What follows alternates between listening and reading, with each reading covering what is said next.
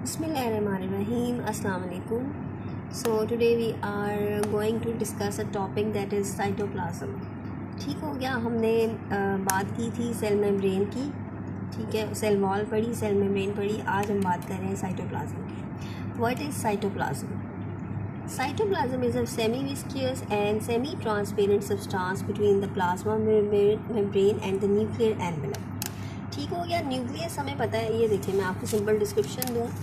हमें पता है कि एक सेल जो है ना वो इस तरह है, ठीक है. उसमें बीच में न्यूक्लियस है, उसके बाद न्यूक्लियर मेम्ब्रेन है, न्यूक्लियर एनवेलप है, और बाहर जो है ना वो प्लाज्मा मेम्ब्रेन है. जो आउटर मोस्ट मेम्ब्रेन है सेल की उसको प्लाज्मा मेम्ब्रेन बोलते हैं. सेल मेम्ब्रेन ही है जिसको जो है नाम जो आउटर मोस्ट मेम्ब्रेन है उसको प्लाज्मा मेम्ब्रेन दिया जाता है. अच्छा, उसके अंदर जो है वो बहुत सारी ऑर्गेनेल्स प्रेजेंट है. इन दोनों के दरमियान जो सब्सटेंस प्रेजेंट है, ये सारा पार्ट, दिस इज साइटोप्लाज्म. ठीक हो गया. ये सेमी विस्कियस है और सेमी ट्रांसपेरेंट है. सेमी विस्कियस का मतलब ये है कि ना तो प्रॉपर पूरा सॉलिड है और ना ही पूरा लिक्विड है, बल्कि एक इंटरमीडिएट फेज़ है. लिक्विड और सॉलिड के दरमियान वाली फेज़ है, यानी कि उसको आप सॉलिड भी नहीं बोल सकते और उसको आप लिक्विड भी नहीं कह सकते. उसको एक बीच वाली फेज़ है. सेमी विस्कियस है, सेमी ट्रांसपेरेंट है, यानी कि बिल्कुल ट्रांसपेरेंट नहीं है बल्कि सेमी ट्रांसपेरेंट है. उसमें बहुत सारी चीज़ें एम्बेडेड हैं और बहुत सारे कंपोनेंट्स हैं, तो वो जो है ना जेली लाइक मटेरियल है. Cytoplasm is a jelly like substance present between the plasma membrane and the nuclear envelope. So this is the definition of the cytoplasm. What are the components of the composition of the cytoplasm? अच्छा जी, cytoplasm के अंदर क्या हो रहा है? सबसे पहले तो पानी है. It contains water. ठीक है. उस वाटर के अंदर जो है ना वो ऑर्गेनिक मटेरियल्स मॉलिक्यूल्स सारे अब्जॉर्ब हैं. प्रोटीन है, कार्बोहाइड्रेट्स हैं, लिपिड है और इनऑर्गेनिक सॉल्ट. कोई कम्प्लीटली डिजॉल्व है और कोई पार्शली डिजॉल्व है. ठीक है. साइटोप्लाज्म की कंपोजिशन सबसे पहले क्या है कि it is made up of water. Water के अंदर जो है वो सारे इनऑर्गेनिक सॉल्ट्स और ऑर्गेनिक मॉलिक्यूल्स जो है ना वो डिजॉल्व हुए हुए पार्शली और कम्प्लीटली. दूसरी बात है all organelles such as mitochondria, endoplasmic reticulum, ribosome, vacuoles. आगे हम पढ़ेंगे सारे ऑर्गेनेल्स. ये सारे ऑर्गेनेल्स जो है ना वो साइटोप्लाज्म के अंदर प्रेजेंट होते हैं और वहीं अपने सारे फंक्शन कर लेते हैं. तो साइटोप्लाज्म में वाटर है, ऑर्गेनिक मॉलिक्यूल्स हैं, इनऑर्गेनिक हैं सॉल्ट्स, और इसके अलावा इसमें सारी ऑर्गेनेल्स प्रेजेंट हैं. ठीक है. So this is the composition of cytoplasm.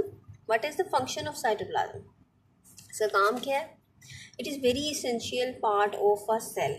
ठीक है. इसमें होता क्या है? It provides space for the proper functioning of organelles. जाहिर है सारी जो ऑर्गेनेल्स हैं वो प्रेजेंट है साइटोप्लाज्म के अंदर, तो जाहिर है जो काम वहाँ पे वो हो रहा है वो साइटोप्लाज्म में उनको वो स्पेस प्रोवाइड कर रहा है ना, जहाँ पे वो अपना प्रॉपर फंक्शन कर रही है. सारी किसी में से कोई वैक्यूल निकल रहा है, कोई मटेरियल निकल रहा है, कोई पार्टिकल निकल रहे हैं, कोई आ रहे हैं, कोई जा रहे हैं, ये सारा काम जो है ना वो साइटोप्लाज्म के अंदर हो रहा है. ऑर्गेनेल्स अपने काम के लिए जो स्पेस उनको मिल रही है वो साइटोप्लाज्म दे रहा है. दूसरा, it act as a site for various biochemical metabolic reactions. ठीक है. जितने भी सेल के अंदर केमिकल रिएक्शंस होते हैं, मेटाबॉलिक रिएक्शंस होते हैं, वो सारे साइटोप्लाज्म के अंदर होते हैं. ठीक है. ना न्यूक्लियस के अंदर होते हैं ना मेम्ब्रेन में हो रहे हैं. जो एक बीच में मटेरियल प्रोवाइडेड है, जो सब्सटेंस प्रेजेंट है, उसके अंदर सारे जो है ना वो केमिकल रिएक्शंस हो रहे हैं. ठीक है. So these are the two major functions of the cytoplasm. Example metabolic reaction की ग्लाइकोलिसिस जैसे कि होती है. सेलुलर रेस्पिरेशन के दौरान ब्रेकडाउन ऑफ ग्लूकोज होता है ना, वो भी साइटोप्लाज्म के अंदर होता है. तो let me show you the diagram.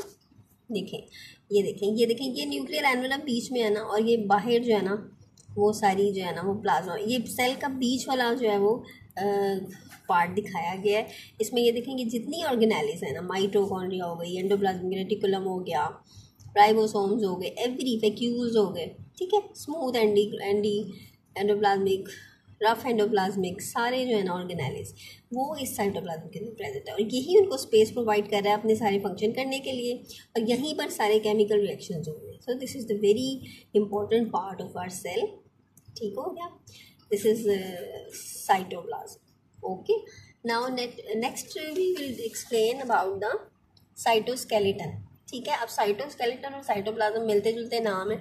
ठीक है. और मुझे याद है कि जब हम पढ़ते थे तो cytoskeleton was always difficult for us to understand what is this. ये है क्या भाई? ये क्या बीच में चीज़ है साइटोस्केलेटन?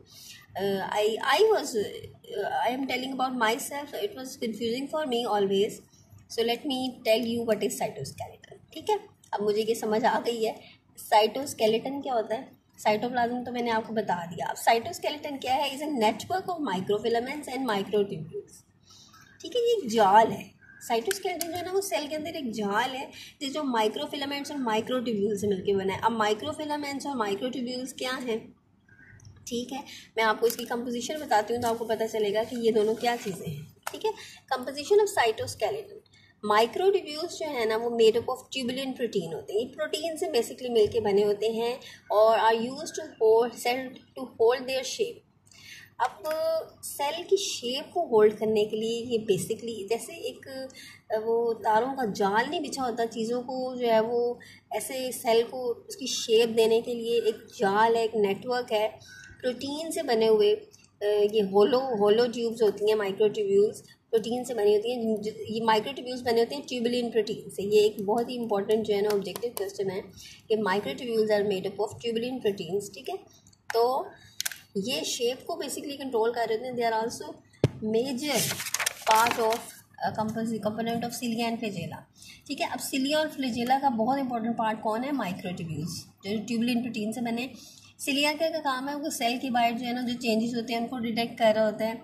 इसके अलावा सिलिया जो है वो सेल को जो है वो डिफरेंट सेल सरफेस से जो है वो सेल के इनसाइड जो है वो मैसेजेस सेंड कर रहा होता है, सिग्नल्स ले रहे होते हैं। सिलिया का ये काम है। और फ्लैजेला जो है वो बेसिकली जो है ना ये भी विप लाइक मोशंस से जो है वो सेल को जो है फ्लूइड्स में से पास करते हैं, चेंज उसको मूवमेंट करते हैं। इसके अलावा फ्लैजेला भी जो है वो डिटेक्ट करते हैं आउटर इन्वायरमेंट में जो चेंजेस हो रहे होते हैं, जैसे स्पर्म सेल्स होते हैं। Flagella is like that. और सिलिया भी जो है वो प्रेजेंट होते हैं हमारे सेल्स के अंदर। तो इन दोनों का जो मेजर पार्ट है ना वो माइक्रोट्यूब्यूल्स है, माइक्रोफिलामेंट्स नहीं है। सिलिया और फ्लैजेला का मेजर पार्ट जो है ना वो माइक्रोट्यूब्यूल्स हैं जो ट्यूबुलिन प्रोटीन से बने। अब माइक्रोफिलामेंट्स क्या हैं? वो थिनर होते हैं। अब जो माइक्रोट्यूब्यूल्स है ना वो होलो होते हैं, थिक होते हैं, जबकि माइक्रोफिलामेंट्स में वो थिन होते हैं, पतले होते हैं और made of actin protein. What is the difference between the microtubules and microfilaments? Microtubules tubulin protein से बने हैं और माइक्रोट्यूब्यूल्स जो हैं वो ट्यूबुलिन से बने हैं और माइक्रोफिलामेंट्स जो हैं वो एक्टिन प्रोटीन से बने हैं और ये थिनर है माइक्रोट्यूब्यूल से। ठीक है, माइक्रोट्यूब्यूल होलो थिक होते हैं। ओके, फंक्शन क्या है? साइटोस्केलेटन का फंक्शन क्या है? They help cells to change their shapes. Cell की शेप चेंज करने में इसकी हेल्प हो रही है। इसके अलावा स्ट्रक्चरल सपोर्ट प्रोवाइड करेंगे सेल को। वाइटल रोल प्ले करता है साइटोस्केलेटन माइटोसिस एंड काइनेसिस में। जब हम माइटोसिस और मियोसिस पढ़ेंगे तो आपको पता चलेगा कि इसमें साइटोस्केलेटन का बहुत इंपॉर्टेंट रोल है काइनेसिस में, सेल की मूवमेंट के अंदर।